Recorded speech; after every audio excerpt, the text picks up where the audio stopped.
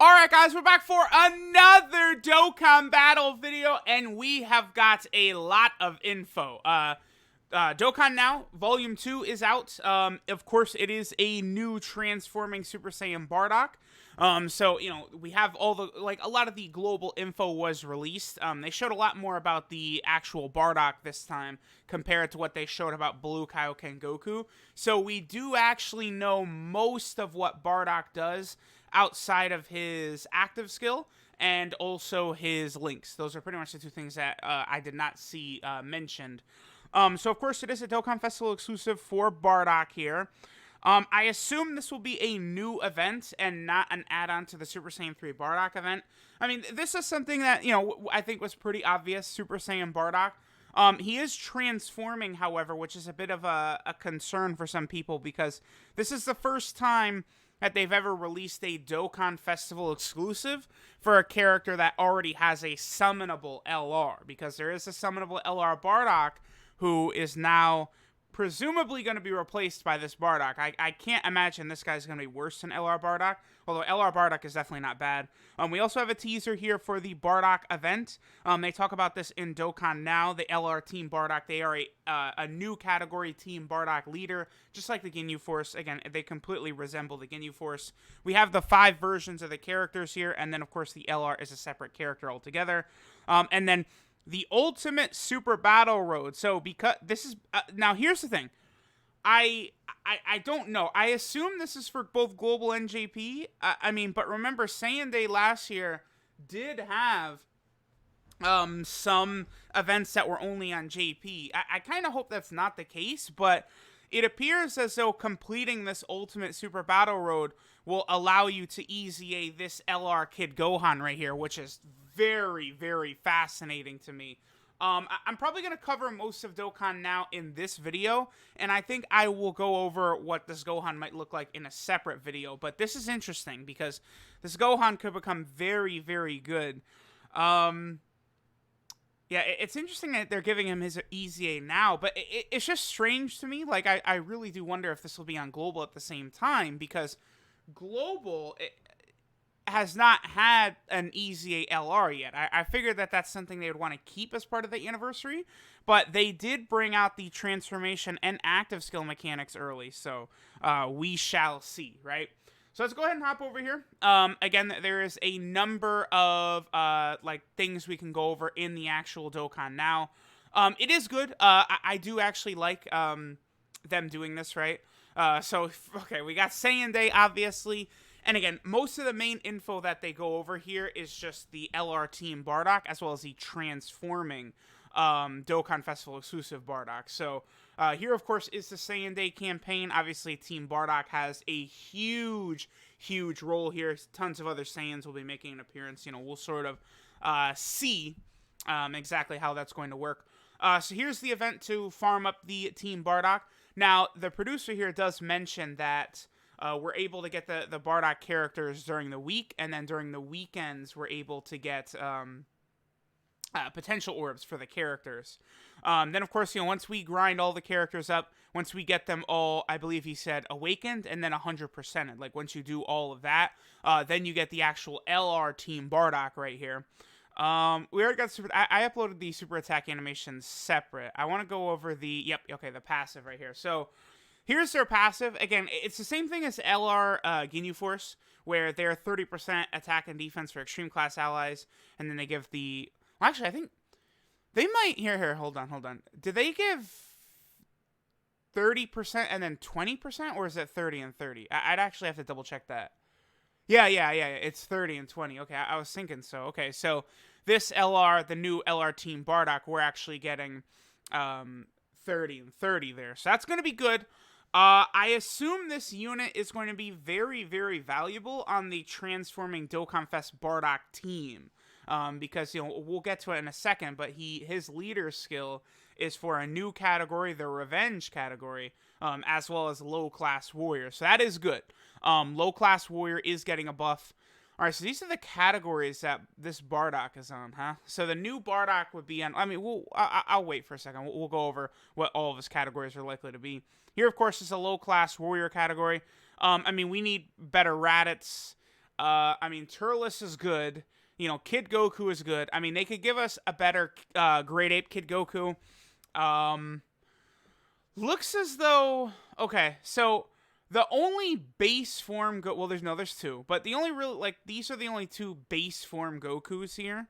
The one from the World Tournament where he's fighting Piccolo. And then I don't understand why this one where he's traveling Dynamic is on there. But fine. Really, I think every Goku... basically up to this point should be on there. Like, once Goku arrives on Namek, it's like he's just so ridiculous. Like, it's like, okay, like, maybe he's not a low-class warrior anymore, right? Because he's, like, fulfilled the conditions to actually being a Super Saiyan by the time he reaches Namek. So, sure, right? But, like, all them Kaioken Gokus and stuff really should be added to this category. Like, if they really wanted to help out, they would do that. Like, all the Kaioken Gokus, all the, like, Saiyan Saga Gokus would all get added to this category for Saiyan Day. I think that would be very wise of them to do, but we shall see. I believe it says that they are also an LR Team Bardock leader, right? So that will, or like a Team Bardock category leader. So that's going to be interesting. All right, then next we have this Bardock. He, of course, is a Dokkan Festival exclusive. You know, there's his, you know, pre-Dokkan Awakening and a post-Dokkan Awakening art. So here's his leader skill. Revenge or low-class warrior. Now, Revenge is interesting. The number one reason I think Revenge is interesting is because AGL LR Gohan is definitely going to be on that, right? Like, there's no doubt about that. He would have to be on there, right? So... he's the first unit to have 11 categories, and he's going to be the first unit to have 12 categories as well, because I see no way that AGL LR Gohan is not on the Revenge category. Now, this, by the way, I just want to pre-warn everyone ahead of time. This is definitely a category that's going to piss people off, because there is no doubt in my mind that they are going to leave characters who deserve to be on this category off. So just keep that in mind going in.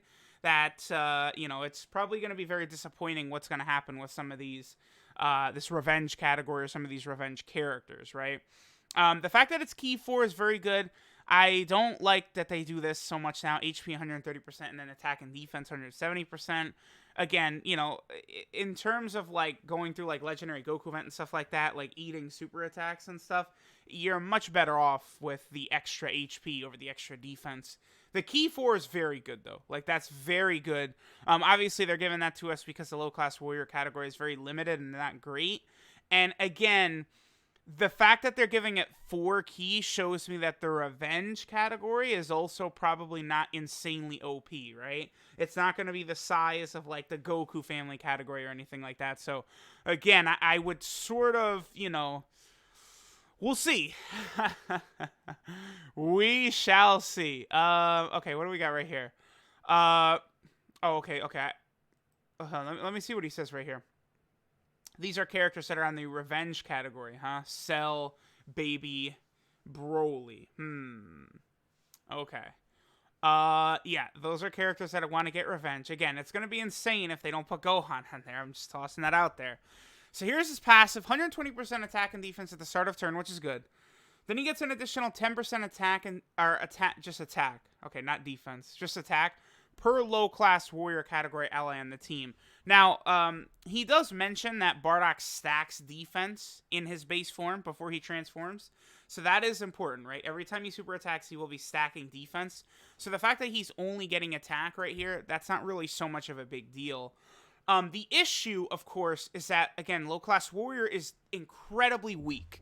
Like, the best unit on the category is replaced in base form Bardock, which, you know, it's unfortunate, but it is what it is, you know? I mean, if we look at LR Bardock, he is very good. He's not on very many categories.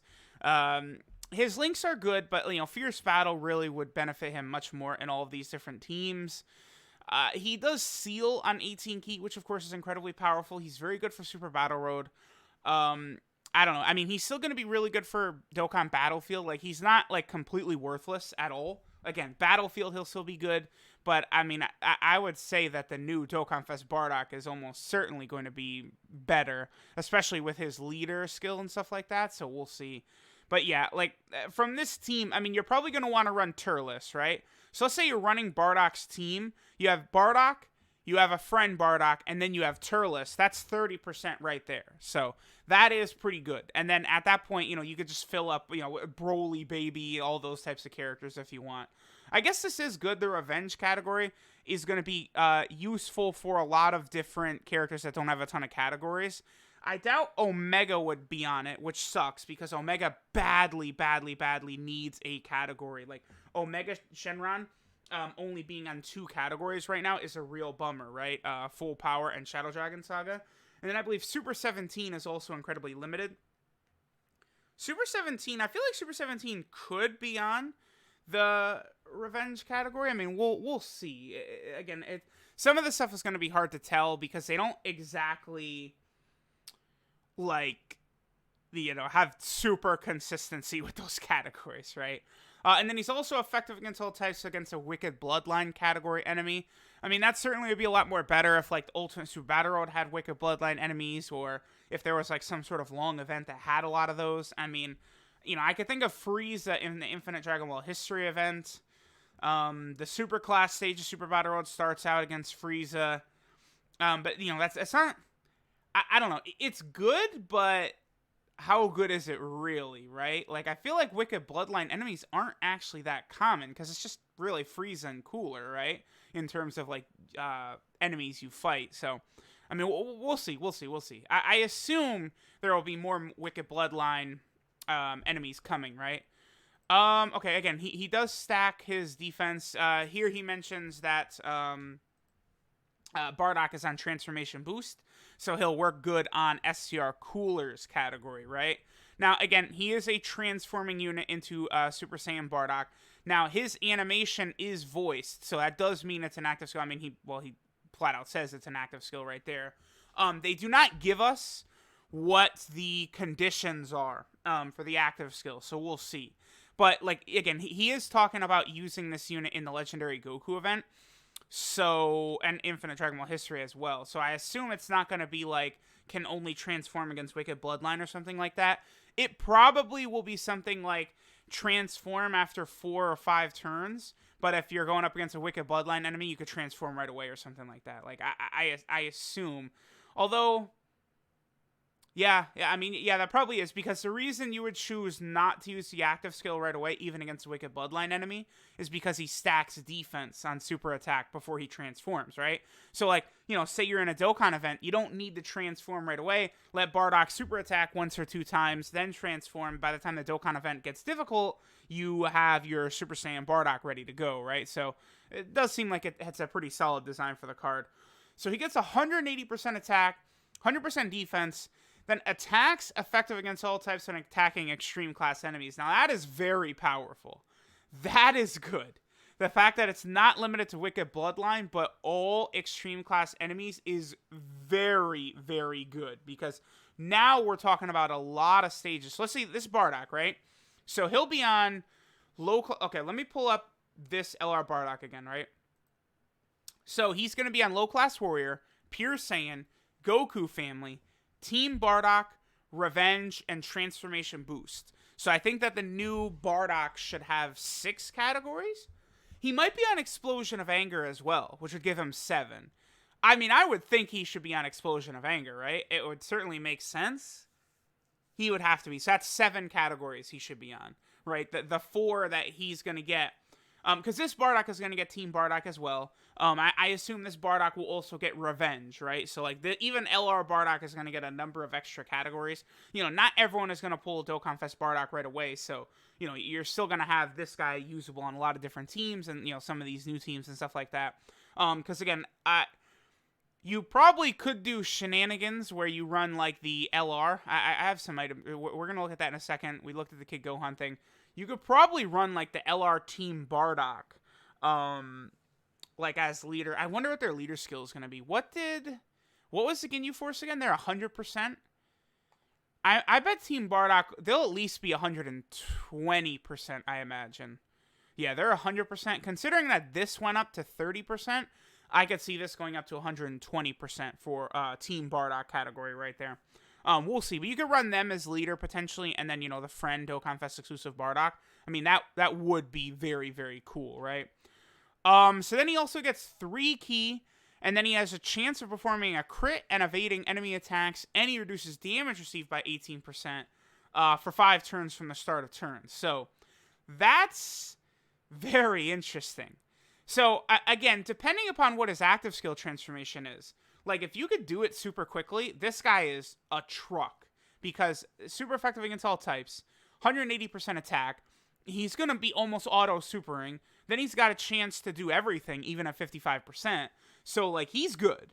And then, if you're fighting a Wicked Bloodline category enemy still, then he gets an additional attack that has a high chance of being a super, and all attacks become crits. So, this man is going to be critting and effective against all types. Obviously, a very potent combo right there.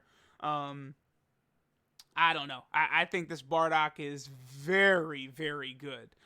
We'll see. Again, a lot of it, though, does depend on what that transformation condition is. Again, my prediction will probably be 4 or 5 turns you could use his active skill. And then if you're going up against a Wicked Bloodline enemy, you could do it turn 1. That's my guess for how they typically will do stuff like that. And judging by, like, how strong he is, like, you know, I doubt it's going to be, like, turn 3 or anything like that. But I do think turn 4 is realistic. Although Cooler did get, turn 6 if you're not fighting a pure Hybrid Saiyan. But it's a little bit different for him, because pure and Hybrid Saiyans are, like, the entire game, right? And I believe the other thing that they do show... I saw it somewhere, but he does raise attack and... Oh, did they show it after this? Yeah, there it is. Okay. So, for a super attack effect, he raises attack and defense for 1 turn, does immense damage, and greatly lowers defense. So that's good. You know, he is raising both his attack and defense for that turn. That's going to be very, very solid, like, in conjunction with his defensive stacking and just his ridiculously high stats, right? Again, this Bardock is very, very good. No doubt about that. And then the last thing we have right here is a new stamina restoring item, this meat. They do mention that the small item recovers 20 stamina, and then the large one recovers 60 stamina. And I believe the small, they're going to give some of this out as a login bonus for Saiyan Day. I'm sure there's going to be missions and stuff like that to get it. We'll see, like, if they monetize this, will they put it in Pilaf Trove? Like, are they going to put it in a Baba Shop? How exactly they're going to do that? But this is definitely very advantageous for free-to-play players. And I guess, you know, it could probably save some stones for whales as well. Like, it's cool, right? Stamina restoring items is definitely a good thing.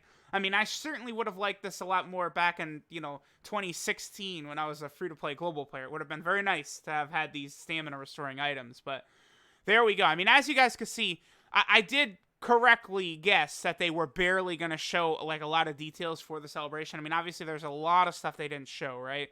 They didn't talk about the Ultimate Super Battle Road and this Gohan's EZA. Again, I'm unsure if this will be on Global as well. They did not talk about what unit's EZA. All the Great Apes are in the Team Bardock leader skill, and considering the Great Apes are important for this, I guess Tora is another good unit you would run, huh? Yeah, actually, probably.